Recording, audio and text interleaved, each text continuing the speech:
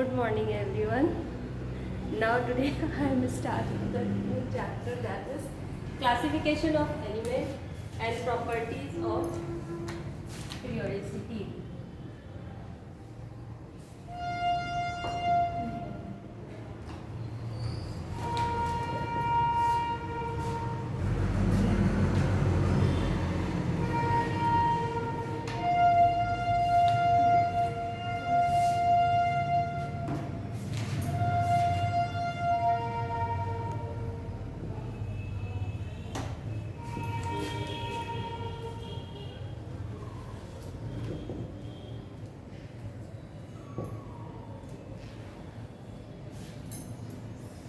आज हमें क्या पढ़ना है? पीरियोडिक टेबल पढ़ना है, ठीक है। क्लासिफिकेशन ऑफ पीरियोडिक टेबल क्या होता है? सबसे पहले समझिए कि क्या, क्यों इसकी जरूरत पड़ी।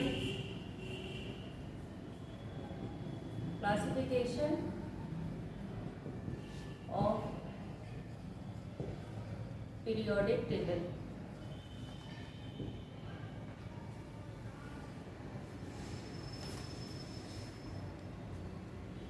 क्लासिफिकेशन क्या हो गया कि जितने भी एलिमेंट्स हैं उनका एक प्रॉपर अरेंजमेंट, ठीक है। कैसे अरेंजमेंट? एक पर्टिकुलर ग्रुप में इस तरह से अरेंजमेंट किया गया कि यदि आपको एक एलिमेंट की प्रॉपर्टी पता है तो उसके अकॉर्डिंग आप उस ग्रुप के दूसरे भी एलिमेंट्स हैं उनकी भी प्रॉपर्टीज़ का पता कर सकते हैं, ठीक है। तो क्लासिफिकेशन क्या है? That is arrangement of elements in a group in such a way that we know about the properties of the elements, ठीक है। तो ये इसकी डेफिनेशन है कि क्लासिफिकेशन क्या होता है।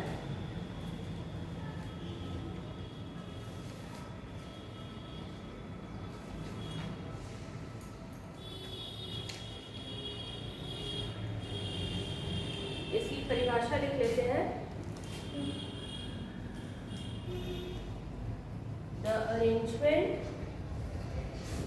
of the known elements in certain group in such a way, इस तरह से उनका क्लासिफिकेशन किया गया है। in such a way so that elements with similar properties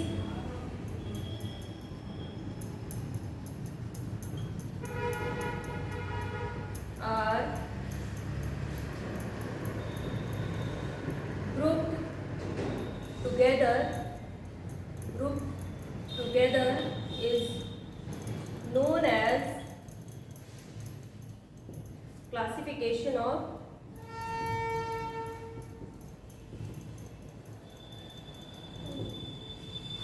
elements. इसको क्या बोलते हैं? क्लासिफिकेशन ऑफ एलिमेंट्स बोलते हैं। जितने भी आपके नोन एलिमेंट्स हैं उनका एक ग्रुप में करना। अभी तक कितने एलिमेंट इन्वेंट हो चुके हैं? कितने पता हो चुके हैं? 118, जिसमें कि आपके 94 एलिमेंट्स क्या है? नेचुरली अकरिंग है।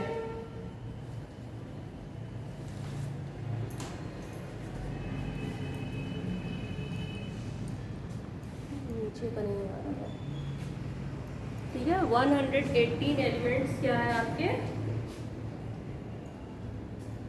अब तक खोज हो चुकी कितने? 118 एलिमेंट्स की, और जिसमें से जितने 94 एलिमेंट्स हैं वो प्राकृतिक रूप से पाए जाते हैं।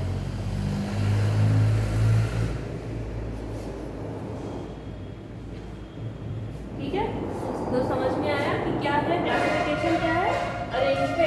अरेंजमेंट का मतलब है व्यवस्था करना, इस तरह की व्यवस्था करना, अरेंज करना कि जो हमारे नोन एलिमेंट हैं, जितने भी ज्ञात एलिमेंट हैं उनको एक सर्टेन ग्रुप में, एक पर्टिकुलर ग्रुप में इस तरह से करना है कि जिससे कि जो एलिमेंट है उनकी जो जितने भी एलिमेंट है उस पर्टिकुलर ग्रुप में, मान लीजिए कोई है, एक ग्रुप में है, एक एलिमेंट है ए, तो फिर दूसरा है बी, सी, डी है, इस तरह से एलिमेंट है। तो इन सारे एलिमेंट्स की जो प्रॉपर्टीज होगी वो कैसी होगी? सिमिलर होगी। ठीक है, यही तो लिखा है, so that elements with similar properties. ठीक है, सिमिलर प्रॉपर्टीज के जो एलिमेंट्स हैं उनको एक ग्रुप में किया। ठीक है, आर ग्रुप टुगेदर, उनको एक साथ एक ग्रुप में किया, is known as classification of element. ठीक है, अब इसमें आगे बढ़ने से पहले हमें इसकी क्या पढ़नी पड़ेगी? हिस्ट्री, कि ये टेबल किस तरह से हमारी बनी। सबसे पहले क्या आए थे? लेवोसियर। उन्होंने क्लासिफिकेशन किया था किस बेसिस पे? मेटल और नॉन मेटल पे। ठीक है, पहले तो क्या था कि लिमिटेड एलिमेंट्स थे, कम एलिमेंट्स थे, मेटल, नॉन मेटल, तो उनको सेपरेट करना आसान था। लेकिन जैसे जैसे समय आगे बढ़ा तो नंबर ऑफ एलिमेंट्स भी खोज होती गई। अब इतने ज़्यादा हो गए कि उनको अब समझ में नहीं आया कि भाई कितने को आप दो ग्रुप में डिवाइड करेंगे, कि ये सारे मेटल्स को रखेंगे, नॉन मेटल्स को रखेंगे, तो काफ़ी कॉम्प्लिकेशन होने लगा। तो इस पर और भी आगे वर्क हुआ। ठीक है, तो सबसे पहला जो वर्क था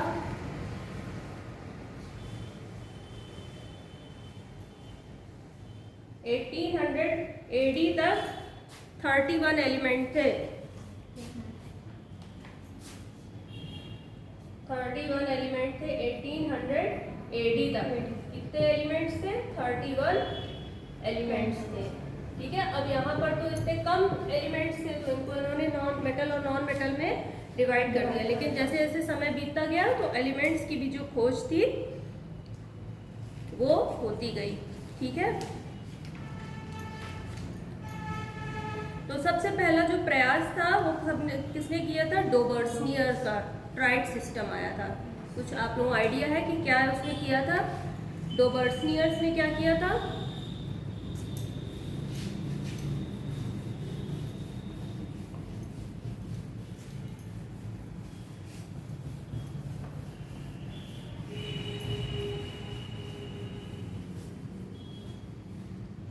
ये 1829 में आया था। ये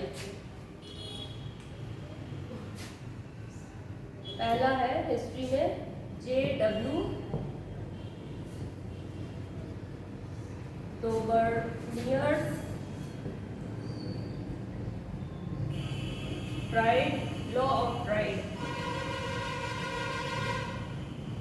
लॉ ऑफ ट्राइड। ठीक है, ट्राइड सिस्टम उन्होंने किया था। इस सिस्टम में उन्होंने क्या किया, क्या बताया था? कुछ बताएंगे? ये ट्राइड से क्या मतलब होता है? ट्राइड का मतलब होता है तीन। ठीक है ना, दो हुए तो डाइड, ट्राइड है ना, तीन हुए। तो तीन ऐसे एलिमेंट्स को लिया, जैसे मान लीजिए आपका कोई तीन एलिमेंट है, A, B और C, तीन एलिमेंट है।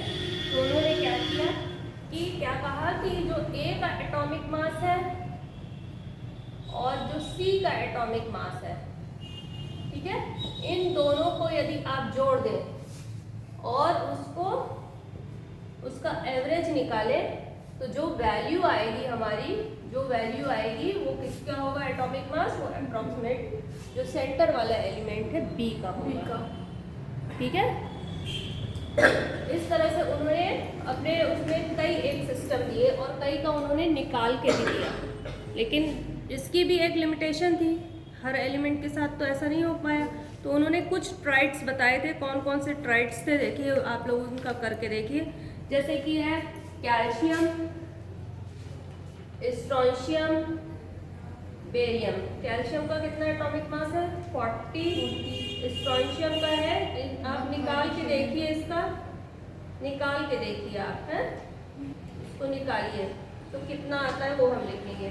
इसी तरह से क्लोरीन, ब्रोमीन, आयोडीन है। इस क्लोरीन का 35.5 है, इसका आप निकालिए, इसका 127। और भी इन्होंने किया था, जैसे लिथियम, सोडियम, पोटेशियम है, लिथियम का 7 है, सोडियम का निकालिए आप, और ये इसका है। तो सबका निकाल के देखिए क्या आ रहा है। निकालो एवरेज ही तो निकालना है, दोनों को जोड़ के 2 से भाग कर दो तो बीच वाले का आ जाएगा आंसर।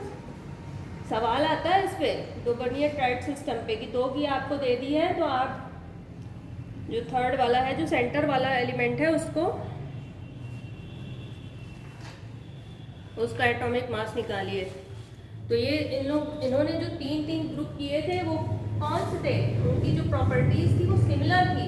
सिमिलर प्रॉपर्टीज के जो एलिमेंट्स थे उन्होंने इनको आपस में ग्रुप किया था।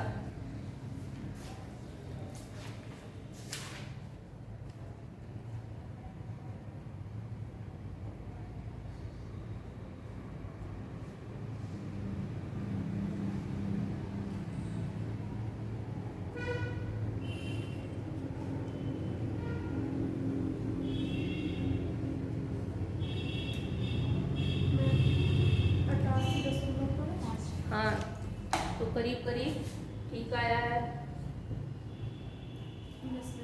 फिर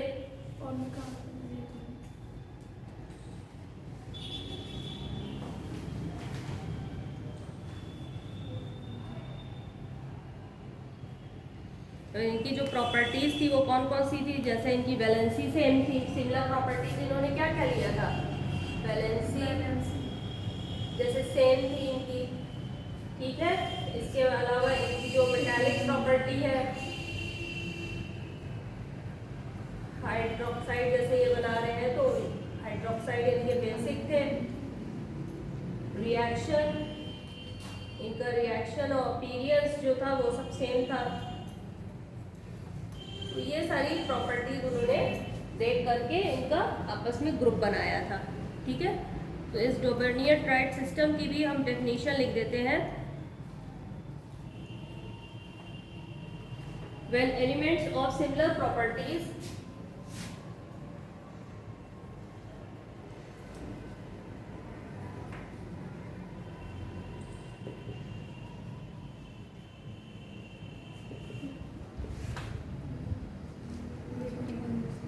are kept in the increasing order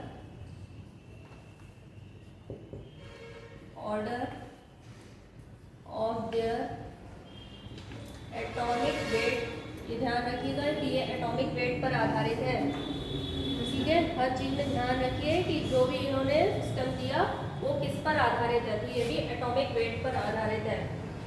atomic weight of middle element is equal to the mean या एवरेज, कुछ भी लिखिए, mean atomic weight of remaining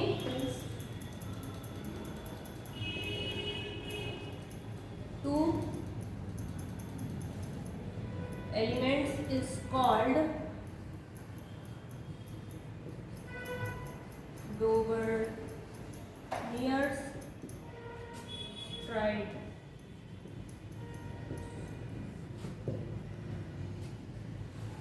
ठीक है, समझ में आया। When elements of similar properties are kept in the increasing order of their atomic number, ठीक है, जो एलिमेंट्स जिनकी की सिमिलर प्रॉपर्टीज थी उनको किस ऑर्डर में रखा गया, इंक्रीजिंग ऑर्डर ऑफ एटॉमिक, यानी बढ़ते हुए क्रम में एटॉमिक नंबर, ये एटॉमिक मास है ना, एटॉमिक मास के बढ़ते हुए क्रम में जब रखा गया तो क्या देखा कि middle element is equal to the mean atomic weight of remaining two. ठीक है, क्या मतलब हुआ कि जो इन दोनों को जब इसको जोड़ा तो क्या हुआ और इसकी एवरेज निकाली तो हमें जो बीच वाली वैल्यू है वो प्राप्त हुई। ठीक है, समझ में आ गया। इसी को क्या बोलते हैं, डोबर्नियर ट्राइड बोलते हैं। ठीक है, तो और क्या ब्रोमीन की कितनी आई वैल्यू बेटा, 81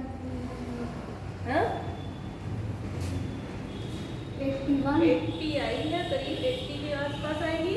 हाँ, यहाँ पे 23 होता है, इसका तो मालूम है ना, सोडियम का 23 होता है। हाँ, तो इनका ये जो सिस्टम था ना, इसकी भी लिमिटेशन थी। लिमिटेशन मतलब सीमा एक सीमा थी, ठीक है। कि जब तक इनके टाइम तक कितने इन्वेंट हो चुके थे, 31 एलिमेंट्स थे, तो करीब उन्होंने उस समय 30 एलिमेंट्स ही करीब होंगे जिस पर उन्होंने काम किया, ठीक है। लेकिन कुछ ऐसे एलिमेंट्स जैसे फ्लोरीन, ब्रोमीन, आयोडीन, ठीक है। अब जब इन्होंने क्या किया, फ्लोरीन और ब्रोमीन इन दोनों का एटॉमिक मास लिया, ठीक है, इन दोनों का एटॉमिक मास लिया और फिर इनको जोड़ करके 2 से डिवाइड किया, तो जो क्लोरीन का एटॉमिक मास आना चाहिए ये 35.5 है ना।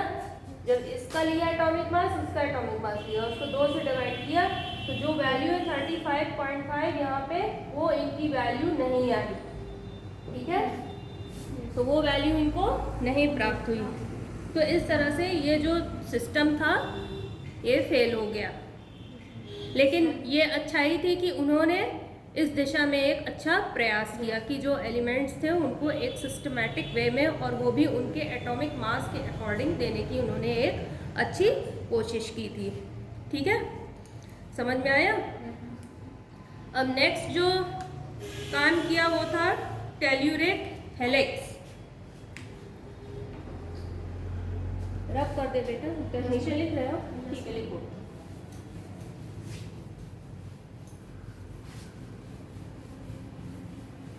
आपने मैंने उस बार पढ़ा है, आपने उस बार पढ़ाया था तुमने क्लास में? हाँ, अटेंड किया था। अच्छा अच्छा, ठीक है, चलो। ये वाली फॉर्म जो है आपने बनवाई थी। अच्छा अच्छा, हाँ। फिर क्या है, सेकंड क्या आया, टेल्यूरिक हेलिक्स।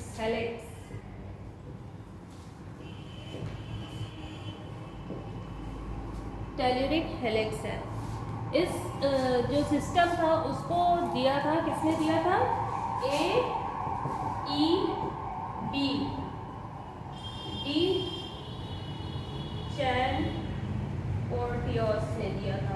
कब दिया था, 1862 में दिया था, ठीक है। AEB डी चैन पोर्टियोस इन्होंने दिया था। इनका भी जो पीरियोडिक टेबल था वो भी किसके ऊपर बेसिस था, ये भी एटॉमिक मास के बेसिस पे था। एटॉमिक मास पर आधारित अभी जो टेबल था, इनका भी एक अच्छा प्रयास था। इन्होंने जो सिमिलर एलिमेंट्स थे उनको क्या किया था कि एक सिलिंड्रिकल फॉर्म लिया, सिलिंड्रिकल फॉर्म में उन्होंने उनको ग्रुप किया था।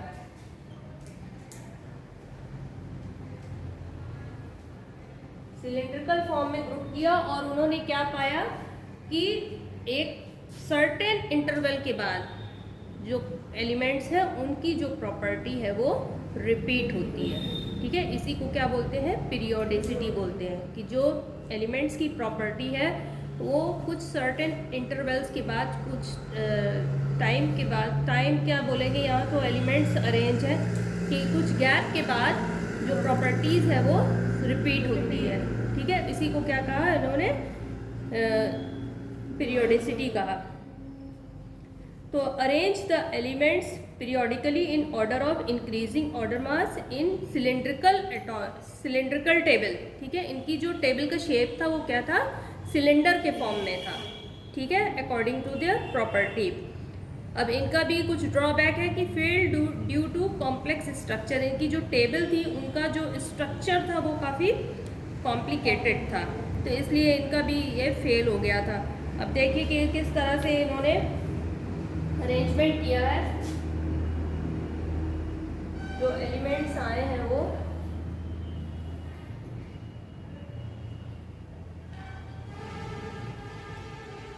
इस तरह से इन्होंने डिवाइड किया। तो जैसे कि यहाँ पर आपका लिथियम मिल रहा है, यदि यहाँ लिथियम मिला तो एक उसी इंटरवल के बाद क्या मिल रहा है, यहाँ पे सोडियम मिल रहा है, ठीक है। अब लिथियम सोडियम की प्रॉपर्टी सेम है, दोनों ही एल्कली मेटल्स हैं। फिर ये क्या आ रहा है, पोटेशियम आ रहा है, ठीक है। तो उनके एटॉमिक मास के अकॉर्डिंग जब उन्होंने अरेंज किया तो जो सिमिलर प्रॉपर्टी के एलिमेंट थे वो एक के नीचे एक आए, ठीक है। जैसे लिथियम सोडियम पोटेशियम ये एक के नीचे एक आए, दोनों तीनों ही क्या है, एल्कली मेटल्स है। अब जैसे कि ये आया बेरिलियम आया, फिर क्या आया, मैग्नीशियम, देन कैल्शियम आया, ठीक है। फिर क्या आया, बोरॉन है, कार्बन है, एल्युमिनियम है, सिलिकॉन। तो इसी तरह से ये चीज़ रिपीट होती गई, ठीक है। तो समझ में आया कि इस बस इनका स्ट्रक्चर क्या था, कॉम्प्लिकेटेड था, और किस फॉर्म में लिया था इन्होंने, सिलिंड्रिकल फॉर्म में किया था, और एटॉमिक मास के अकॉर्डिंग ही इन्होंने एलिमेंट्स को रखना शुरू किया। तो उनका भी यही रिजल्ट आया कि एक सर्टेन इंटरवल के बाद जो एलिमेंट्स की प्रॉपर्टीज़ है वो रिपीट होती है। ये बात तो सामने निकल कर के आ गई, ठीक है।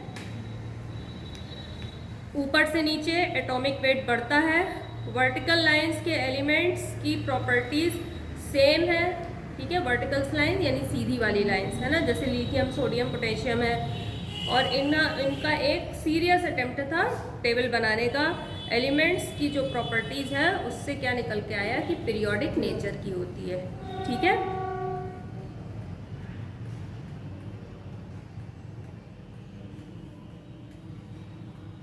इतना समझ में आया।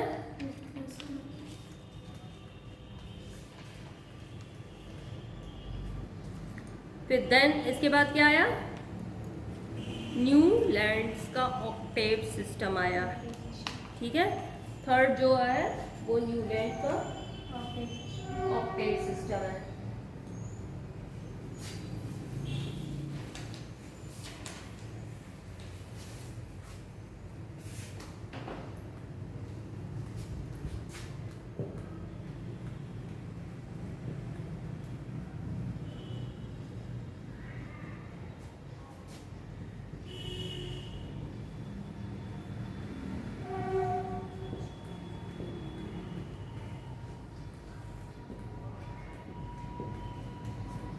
न्यूलैंड्स लॉ ऑफ ऑक्टेव्स, इसके बारे में कुछ बता सकते हैं।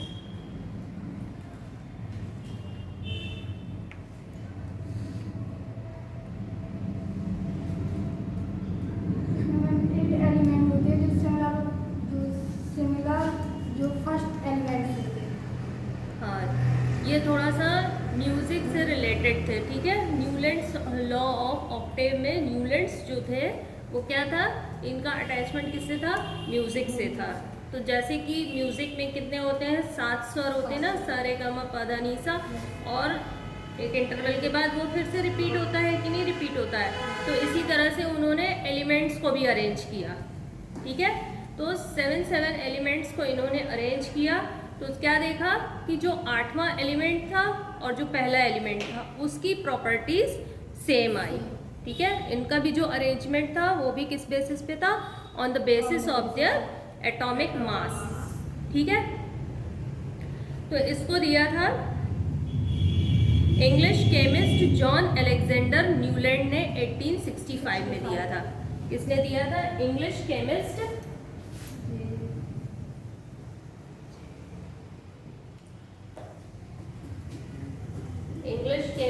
John Alexander Newland.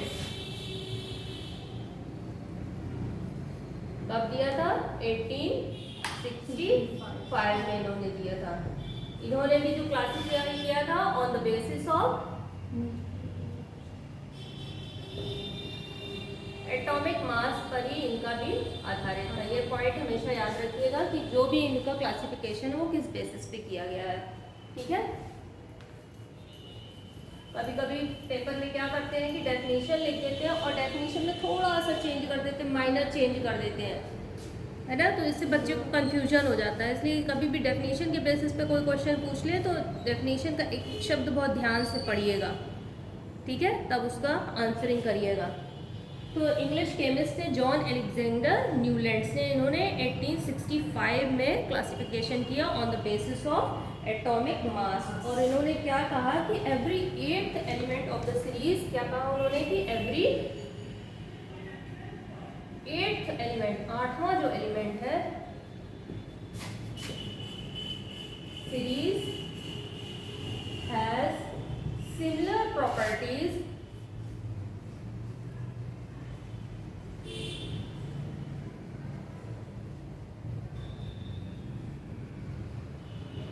to the first element.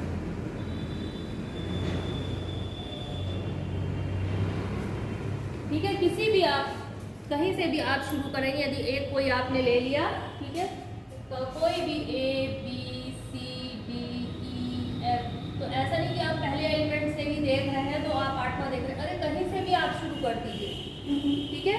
यदि आप चौथे नंबर से शुरू कर रहे हैं तो इसके बाद आप गिनती गिनेंगे तो जो 8वां एलिमेंट है उसकी प्रॉपर्टीज क्या आएगी, वो सेम आएगी, ठीक है। पहला एलिमेंट है उससे तो आप देख ही रहे हैं, लेकिन दूसरे से भी आप करेंगे तो उसके बाद जो 8वां आएगा तो उसकी सिमिलर प्रॉपर्टी रहेगी। फिर तीसरे से यदि आप शुरू करते हैं तो उसके बाद जो 8वां आएगा, तीसरे से जो 8वां आएगा उनकी प्रॉपर्टीज सेम होगी, ठीक है। अब देख लीजिए कुछ उदाहरण पे क्या है कि लिथियम है, बेरिलियम है, बोरॉन, कार्बन, नाइट्रोजन, ऑक्सीजन और फ्लोरीन, ठीक है। अब ये क्या हो गया, 1 2 3 4 5 6 7 है। 7 के बाद जो 8वां आ रहा है, क्या आ रहा है आपका, सोडियम आ रहा है, ठीक है। इसकी प्रॉपर्टी सेम है, देखिए लिथियम सोडियम की प्रॉपर्टी क्या है, सेम है। अब इससे देखिए आप गिनिए तो ये पहला हो गया, पहला दूसरा तीसरा चौथा पांचवा छठा सातवां, इसके बाद जो 8वां आ रहा है वो मैग्नीशियम आ रहा है, ठीक है। इन दोनों की प्रॉपर्टी सेम है। तो इसी तरह से इन्होंने देखा कि जो प्रॉपर्टीज थी वो सेम थी, एल्युमिनियम, सिलिकॉन, फास्फोरस, सल्फर और क्लोरीन। अब क्लोरीन में भी देखिए हैलोजन आ गया कि नहीं आ गया है, इन दोनों की प्रॉपर्टीज देखिए सेम होती है। तो इस तरह से उन्होंने क्लासिफिकेशन किया था। आगे भी देखिए तो पोटेशियम आ रहा है, कैल्शियम आ रहा है, हमें कैल्शियम है, पोटेशियम का 39, इसका 40, तो इस तरह से ये इन्होंने किया था।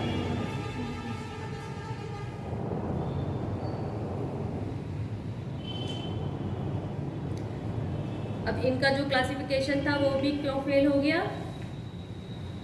क्योंकि ये जो इनका क्लासिफिकेशन था वो सिर्फ लाइटर एलिमेंट्स के लिए था। इनकी भी लिमिटेशन क्या है, this classification is only for lighter, यानी जो हल्के एलिमेंट्स थे, lighter elements, not for heavier elements and noble gases, ठीक है। इनके लिए नहीं था, सिर्फ किसके लिए ये वैलिड था, लाइटर एलिमेंट्स के लिए, जो हल्के एलिमेंट्स थे उनके लिए ही था। बहुत ज़्यादा फिर इसको सक्सेस नहीं मिली। हाँ, एक जरूर इन्होंने एक अच्छा एफर्ट था कि एलिमेंट्स को टेबुलर फॉर्म में करने का, ठीक है। इसके बाद किसका आया था, चौथा, लोथर मेयर का। लोथर मेयर का भी बहुत इम्पोर्टेंट है। इसमें पता कैसे चलेगा कि ये सेम है, क्या चीज़, एलिमेंट्स में से जो आपने ये दिए हैं, इसमें पता कैसे चलेगा, ये कह रहे हैं जो आपने ये बनाया, ये कह रहे हैं कि ये कैसा पता चलेगा ये सेम है, क्योंकि इनकी प्रॉपर्टीज सेम है ना। Same है ना, हाँ, इनकी फिजिकल केमिकल प्रॉपर्टीज नेचर इनका डिसाइड करता है ना, कि अभी मैंने क्या बताया कि प्रॉपर्टीज क्या होती है, फिजिकल प्रॉपर्टीज होती है, केमिकल प्रॉपर्टीज होती है, इनका बॉइलिंग पॉइंट है, मेल्टिंग पॉइंट है, और इनका जो भी स्टेटस है, रिएक्शन का नेचर है, इलेक्ट्रोपॉजिटिव होते हैं ना, मेटालिक और नॉन मेटालिक प्रॉपर्टीज, ये सब आप देखिए तो वो चीज़ इनकी सिमिलर होती है, ठीक है। फिजिकल और केमिकल प्रॉपर्टीज आप इनकी देखेंगे, मेन तो ज़्यादातर इसमें फिजिकल प्रॉपर्टीज़ ही आपकी आती है। अब जो प्रॉपर्टीज़ कितनी आप लोगों ने पढ़ी है, बहुत पढ़ी है कि नहीं पढ़ी है, यदि लास्ट लेक्चर किया होगा तो इसके बाद क्या है, चैप्टर ही है आपका प्रॉपर्टीज़ ऑफ द एलिमेंट्स शुरू हो जाएगा,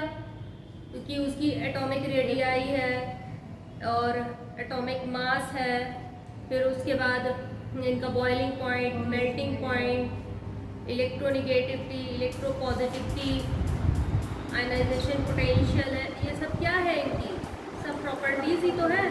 तो इन्हीं सब प्रॉपर्टीज़ की स्टडी की है, उसके बेसिस पे इनका क्लासिफिकेशन हुआ है। अब जैसे लोथर मेयर आ रहा है तो इन्होंने भी क्या किया, ज़्यादातर यूज़ किया फिजिकल प्रॉपर्टीज़। अब फिजिकल प्रॉपर्टीज़ क्या हो गई, बॉइलिंग पॉइंट है, मेल्टिंग पॉइंट है, एटॉमिक वॉल्यूम है, इन प्रॉपर्टीज़ के बेसिस पे उन्होंने क्लासिफिकेशन किया है, ठीक है। और मेन जो आधार था अभी तो सब एटॉमिक मास ही था, ठीक है।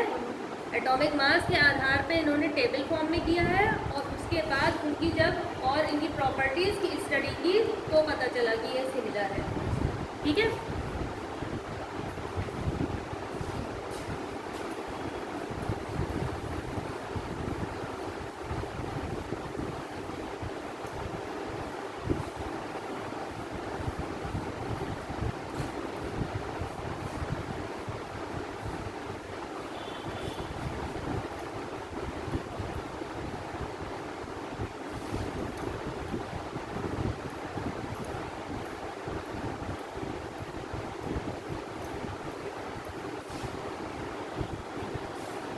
नेक्स्ट जो इम्पोर्टेंट है आपका वो है लोथर मेयर, चौथा है ना।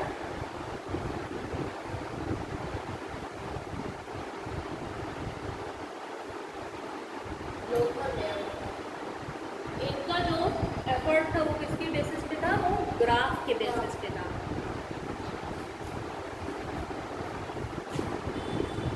ग्राफ के बेसिस पे था। इन्होंने क्या किया था, जब ड्रॉ किया ग्राफ तो जिस तरह की पीक आई है, ठीक है, पीक आई है, तो उसमें जो डिसेंडिंग ऑर्डर है, डिसेंडिंग ऑर्डर है, जो इसकी पीक पे है, जो इसकी बॉटम पे है, उसके बेसिस पे इस पर क्या होता है, ये सवाल आते हैं, क्वेश्चन आते हैं। Descending order, descending order, descending order क्या वो होता है, जो चढ़ता हुआ क्रम होता है, ठीक है। एलिमेंट्स का जो चढ़ता हुआ क्रम हो गया ना, ये है, ये चढ़ता हुआ है ना, ये पीक पे ऐसे चढ़ता हुआ क्रम होता है, ये डिसेंडिंग होता है, चढ़ता हुआ क्रम। तो जो उतरता हुआ क्रम होता है ना, वो क्या बोलते हैं उसको, डिसेंडिंग ऑर्डर, ठीक है। और ये इसके टॉप हुआ पीक का, पीक का ये टॉप हुआ, और ये क्या हो गया, पीक का बॉटम है। तो सवाल इसी पे आते हैं कि डिसेंडिंग ऑर्डर में कौन सा एलिमेंट पाया जाएगा, टॉप में कौन सा पाया जाएगा, इसके अकॉर्डिंग लोथर मेयर कर्व के अकॉर्डिंग, ठीक है। तो लोथर मेयर जर्मन केमिस्ट थे, और इन्होंने क्या दिया था, जर्मन केमिस्ट, जर्मन केमिस्ट थे, और इन्होंने दिया था 1869 में ये दिया था, ठीक है। 1869 में इन्होंने ये कर्व दिया था, और इन्होंने क्या किया था, ज़्यादातर क्या यूज़ किया था, use physical properties. Physical properties कौन कौन सी प्रॉपर्टीज, जैसे कि बॉइलिंग पॉइंट हो गया, मेल्टिंग पॉइंट हो गया, या एटॉमिक वॉल्यूम हो गया, ठीक है। तो इस तरह की प्रॉपर्टीज को उन्होंने यूज किया था। और इन्होंने जो ग्राफ प्लॉट किया था, ग्राफ प्लॉट बिटवीन किसके किसके बीच ग्राफ प्लॉट किया है, between atomic volume, atomic volume and atomic weight.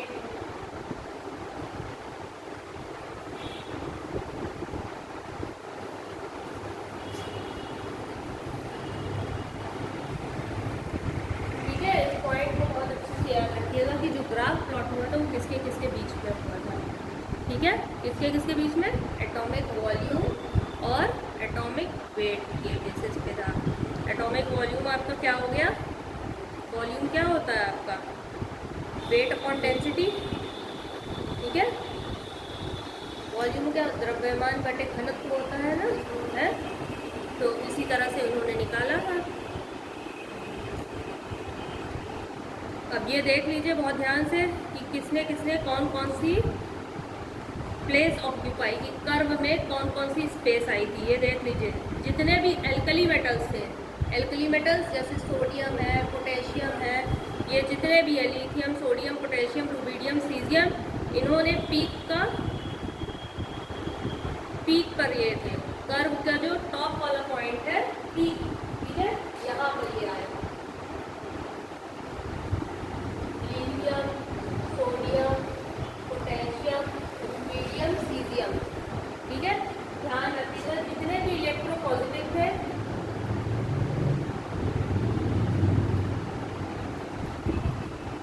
Elements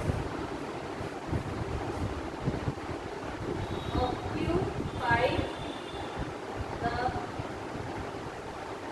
peak position of the curve. Peak position of the curve. Curve की इनको पीक पोजीशन मिली थी। लिथियम, सोडियम, पोटेशियम, रुबिडियम और caesium, ठीक है, इनको पीक पोजीशन मिली। Then उसके बाद अगला था जो alkaline earth metal. Alkaline earth metal कौन से होते हैं?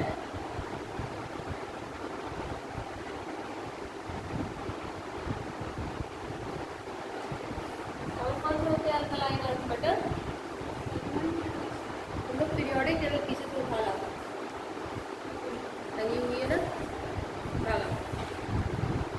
बेरिलियम, मैग्नीशियम, कैल्शियम, ये सब नहीं होते हैं? Beryllium, magnesium, calcium, strontium, barium, ये जितने भी हैं इनको डिसेंडिंग पोजीशन मिली।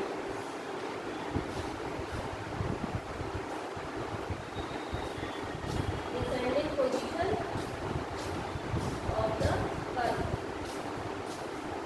कर्व की डिसेंडिंग अपने पास सुन रखो इसको। देखो हमने आप ही लोगों को पढ़ाने के लिए तो मंगाई थी पेमेंट, बड़ी मुश्किल से आई थी। ये आपके क्या है? एल्कली मेटल्स हैं, lithium, sodium, potassium, rubidium, caesium, ठीक है। इसके बाद क्या है? अल्कलाइन अर्थ मेटल आते हैं। ये beryllium, magnesium, calcium, strontium, barium, radium, ठीक है। तो ये क्या है? आपके अल्कलाइन अर्थ मेटल है। अब ये क्या आ गया? टॉप पे आ गया, पीक पे आ गया, और फिर उसके बाद ये अल्कलाइन अर्थ मेटल आ गया डिसेंडिंग, यानी पीक का जो उतरता हुआ पोर्शन है, ठीक है। जैसे पहाड़ होता है ना, पहाड़ होता है, पहाड़ से जैसे उतरते हैं ना, तो वो हो गया डिसेंडिंग पोजीशन में, ठीक है। पहाड़ का जो चढ़ता हुआ क्रम हो गया वो क्या है आपका? Descending position. तो डिसेंडिंग पोजीशन जो है वहाँ पर ये एलिमेंट्स पाए जाते हैं, ठीक है।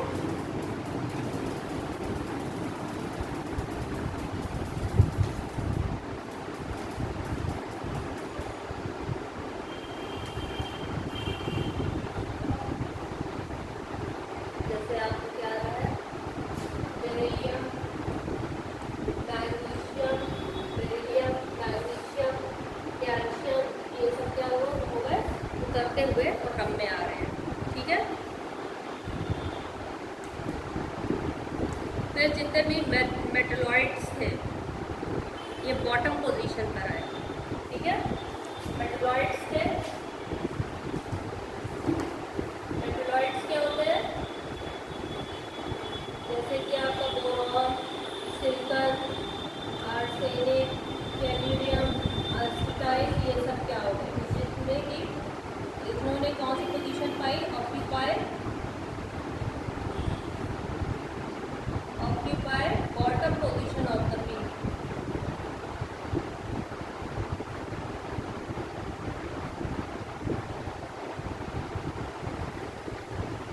कर्व की बॉटम पोजीशन है, बॉटम यानी ये वाला जो है सबसे लास्ट वाला पॉइंट है, ठीक है। बोरॉन, सिलिकॉन, फिर आर्सेनिक है, इस तरह से इन्होंने सबसे नीचे वाली पोजीशन है।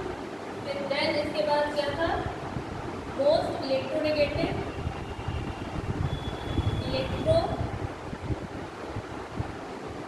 इलेक्ट्रोनेगेटिव आपके कौन कौन से हो गए? जैसे हैलोजन है, ठीक है, क्लोरीन, ब्रोमीन, आयोडीन, ये सब आ गए, ठीक है। इनको कौन सी पोजीशन मिली कर्व की? ऑक्यूपाई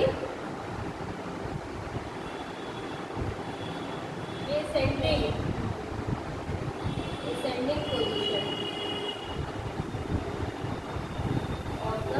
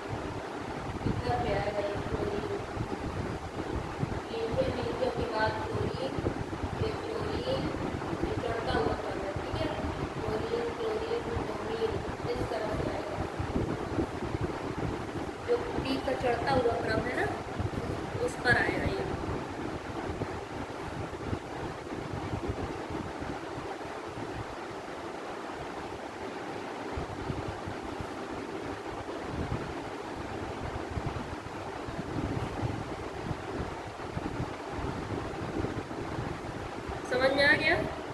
बस 4 पोजीशन आपको इसमें याद रखनी है। Alkali metal, alkaline earth metal, metalloids. Metalloids क्या होते हैं? जिनमें मेटल और नॉन मेटल दोनों की प्रॉपर्टी होती है।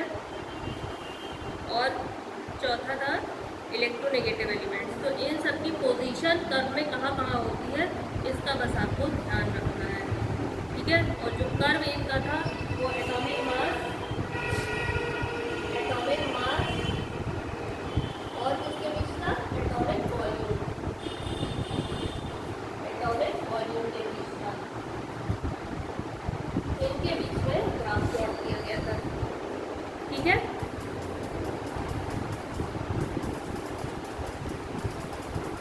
देखा कोई पॉइंट छूटा तो नहीं है।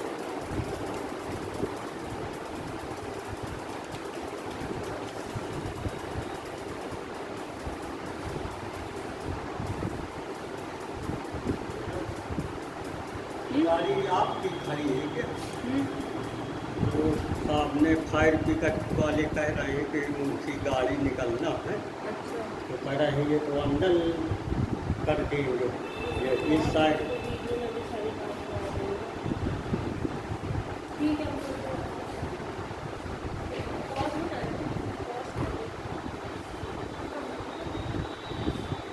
ऑफ कैसे होगा? कहीं ऑफ ना हो जाए। है? सेकंड वीडियो करें।